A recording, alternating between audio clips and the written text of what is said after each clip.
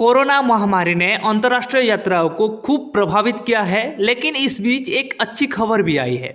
खबर ये है कि भारतीय पासपोर्ट की रैंकिंग में सुधार हुआ है। हेनले पासपोर्ट इंडेक्स के मुताबिक भारतीय पासपोर्ट अंतर्राष्ट्रीय स्तर पर और मजबूत हुआ है। दुनिया के सबसे शक्तिशाली डॉक्यूमेंट्स में इसकी रैंकिंग सुधरी है।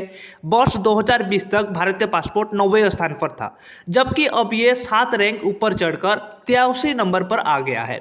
बता दें कि ये ranking international air transport authority के डेटा पर आधारित होती है। साल 2021 में इंडियन पासपोर्ट के साथ 58 देशों में बिना वीजा के जाने की अनुमति थी, जबकि अब हम भारतीय 59 देशों में बिना वीजा के ट्रैवल कर सकते हैं। 59 देशों में वीजा फ्री यात्रा का मतलब है कि उन देशों में आप केवल इंडियन पासपोर्ट के सहारे जा सकते हैं, वहां घूम सकते हैं, रह सकते हैं, लेकिन इसकी एक समय सीमा निर्धारित है, कहां आपको कितने दिनों तक रहने की अनुमति होगी।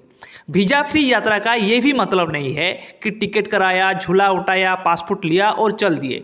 इसके कुछ और भी नियम कायदे होते हैं जिनका आपको ध्यान रखना होगा। जैसे कि कई देशों में वीजा ऑन अराइवल की सुविधा दी जाती है, यानी पहले से वीजा की जरूरत नहीं है, बल्कि आपके वहां पहुंचने पर आपको आसानी से वीजा मिल जाता है। तो आइए इन 59 देशों में कुछ प्रमुख देशों के बारे में जानते हैं कि वहां भारतीय के लिए समय सीमा क्या होगी, यानी आप वहां कितने दिनों तक रह सकते हैं। नेपाल में जितने दिनों तक चाहे रह सकते हैं, भूटान में 6 महीने तक रह सकते हैं, मालदीव में 90 दिनों तक रह सकते हैं, मकाऊ में 30 दिनों तक रह सकते हैं, न्यू में 30 दिनों तक रह सकते हैं, सर्बिया में 30 दिनों तक रह सकते हैं और वानुआतू में 30 दिनों तक रह सकते हैं। इनके अलावा और भी कई देश हैं जहां आप बिना वीजा के यात्रा कर सकते हैं। आप जिस देश में जा रहे हैं वहां भले ही वीजा की जरूरत ना पड़े, लेकिन अन्य नियमों का भी ध्यान रखना पड़ता है। आपको इस बात का ध्यान रखना होगा कि आप अपने वीजा फ्री ट्रेवल की वैलिडिटी से आगे ना बढ़े। तय अधिकतम समय सीमा में ही आप वापस भारत लौट आए। इंटरनेशनल ट्रैवल इंश्योरेंस एक अच्छा विकल्प साबित होता है। आप जिस देश में जा रहे हैं वहाँ के कानून का पालन करना भी जरूरी है।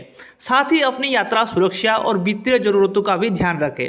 किसी भी तरह की आपात स्थिति में जरूरत पड़ने पर आप भारतीय दूतावास से संपर्क कर सकते हैं। आई होप आपको वीडियो अच्छा लगा होगा। अगर अच्छा लगा है तो लाइक कीजिए, शेयर कीजिए और सब्सक्राइब करना बिल्कुल मत भूलिए। तब तक के लिए आप सभी को मेरे तरफ से जय हिंद।